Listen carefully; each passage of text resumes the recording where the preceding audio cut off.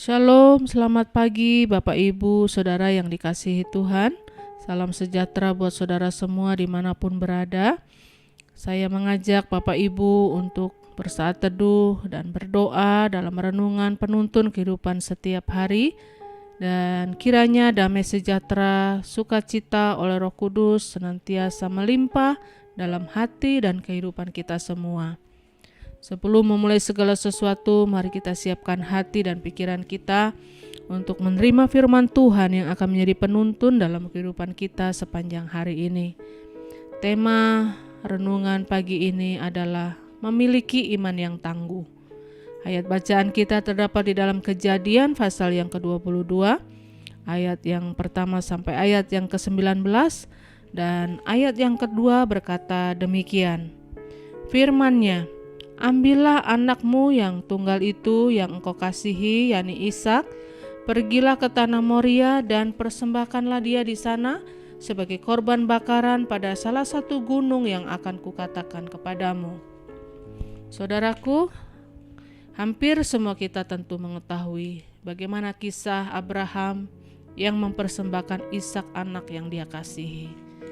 Allah memerintahkannya untuk menyerahkan anak sematawayang dan yang sangat dia kasihi untuk dijadikan korban persembahan kepada Allah. Pertanyaannya, mengapa Abraham sanggup melakukannya? Karena Allah sendiri yang memintanya, dan sebagai hamba Allah yang taat dan beriman adalah suatu keharusan bagi Abraham untuk melakukannya. Kemudian kita pun tahu bagaimana akhirnya Allah sendiri yang menggantikannya dengan memberikan hewan korban sebagai persembahan. Dan Abraham dapat bernafas lega karena anaknya tidak jadi mati sebagai korban persembahan. Tetapi apakah kita tahu bagaimana perjuangan yang terjadi di dalam kehidupan Abraham pada saat dia harus mengambil keputusan bahwa anaknya harus dipersembahkan? Pergumulannya memang sangat berat, dan waktu yang ada untuk dia mengambil satu keputusan sangatlah sempit. Dan dalam peristiwa ini kita akan belajar ada beberapa hal penting yang dapat kita ambil sebagai pelajaran hidup dalam iman Kristen kita. Yang pertama, di saat terdesak, Abraham tidak pernah berpaling dari Allah. Keputusan yang diambilnya pun tidak terlepas dari imannya kepada Allah, sehingga dengan segenap hati ia mau menyerahkan anaknya yang dikasihi. Inilah cermin iman dan ketaatan yang tanpa syarat, serta menempatkan rencana Allah di atas kepentingan dirinya. Abraham dapat melakukan itu karena ia tahu bahwa Allah yang dipercayakan imannya kepadanya adalah Allah yang penuh kasih dan bertanggung jawab.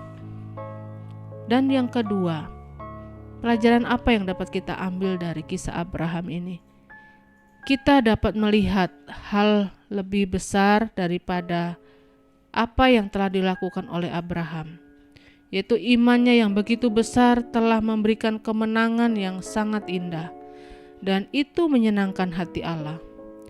Refleksi dari apa yang dilakukannya terhadap kehidupan sekarang ini tentu masih tetap relevan, sebab ketangguhan imannya telah memberikan pelajaran yang berarti bagi kita di dalam menghadapi berbagai persoalan kehidupan.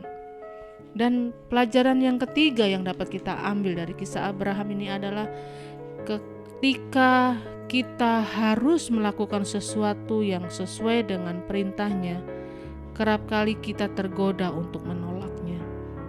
Sebab kita mengandalkan pikiran kita, dan semuanya itu kita pikir sangat tidak masuk akal.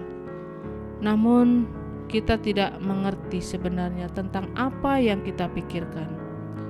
Logika yang dipakai manusia sungguh sangat terbatas. Jadi alangkah naifnya bila kita mulai membandingkan pemikiran kita dengan rancangan yang Allah buat di dalam kehidupan kita. Ketangguhan iman yang dimiliki Abraham hendaknya juga kita miliki. Iman yang tangguh adalah iman yang selalu siap untuk mentaati firman Tuhan. Karena itu jika kita tetap setia dan berani mentaati seluruh perintah Tuhan, walaupun kadangkala perintah itu seolah-olah tidak masuk di akal kita, tapi akhirnya perkara-perkara yang dahsyatlah yang kita alami. Sebab pada hakikatnya Allah selalu punya kehendak dan rencana yang terbaik buat hidup kita. Amin. Mari kita berdoa. Tuhan Yesus, ajarlah kami untuk melatih iman kami, supaya kami memiliki iman yang tangguh seperti apa yang dimiliki oleh Abraham. Dalam situasi yang sulit sekalipun, kami tetap mau belajar, tidak berpaling dari panggilan-Mu. Kami tetap belajar setia dan taat melakukan apa yang menjadi kehendak-Mu. Tuntunlah kami Tuhan sepanjang hari ini, untuk kami terus melangkah bersama dengan Tuhan, dan sehingga kami tetap menjaga iman kami tetap tertuju hanya kepada Tuhan. Di dalam nama Tuhan Yesus kami berdoa. Haleluya. Amin. Kiranya berkat yang sempurna dari Allah Bapa kita, kasih karunia dari Tuhan Yesus Kristus, dan persekutuan yang indah dengan Roh Kudus menyertai kita semua dari sekarang ini dan sampai selama-lamanya. Maju terus dalam tuntunan Tuhan, tetap semangat, sampai jumpa esok hari, dan Tuhan Yesus memberkati.